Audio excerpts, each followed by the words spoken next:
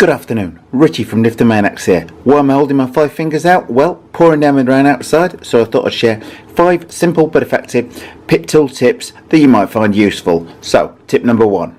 Well, we've all got one of these little wrenches, but it can be quite tricky if you've tightened things up really hard, or if you want to tighten up really hard. So, simply get a screwdriver, convert that into a power wrench. Very simple but effective. Not only will it enable you to untighten a very tight wheel nut, it will also enable you for, say, speedrun cars, things when you want to go faster, to be able to put a little bit of extra pressure on there. Okay, tip number 2. Seen that screwdriver just now? Notice the yellow tape around it? When you're out and about, why not wrap a piece of tape around your screwdriver? Then, when you're out and about, if you forget any tape and you need a spare piece of electrical tape, you can simply unravel it from your screwdriver. How easy is that? Okay, moving on to tip number 3. This little wheel spanner cannot be your best friend in a multitude of different situations. If you've got a bearing that you need to push in or out, and in this case I'm using a slipper clutch on here just to push the thing through nice and evenly, but you can also use this to be able to seat a bearing nice and evenly. You might also want to use it to push a bearing out of a wheel hub as an example, but whatever you do, you can use this to push it in nice and evenly so the thing's not going in at an angle and sitting off of line.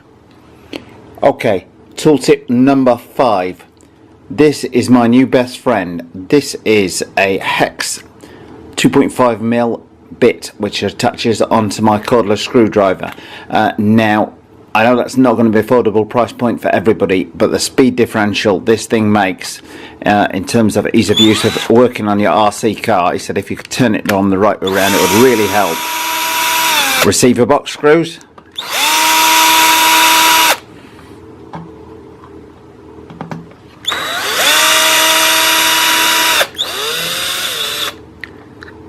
There are not many tools that can do that job that fast. I certainly couldn't undo this thing by hand that quickly. So I realise the cordless drill is not for everyone, but by all means get yourself a set of these Hex bits. I got mine for $4.99 from the Tractor Supply Shop of all places. Well, for all of you crawl fans or anyone out there buggy that gets any mud on it whatsoever, we've got tip number 4, which is WD-40. Not for lubricating the car by any means. If it comes with one of these little red straws attached to it, you've got one attached to the minute, ditch that. You want a nice wide angle spray, like shake of the can. They sell this stuff all over the world.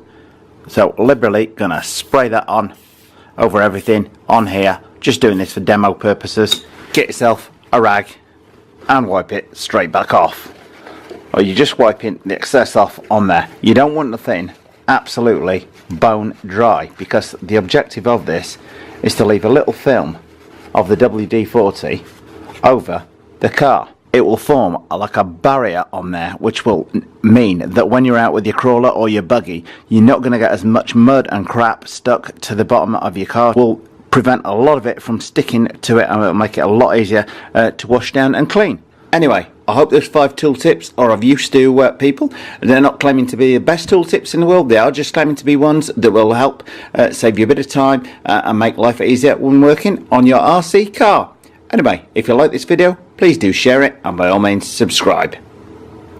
Well, if you like our Driftomaniacs videos, follow us on Instagram, follow us on Facebook and on YouTube. Please subscribe.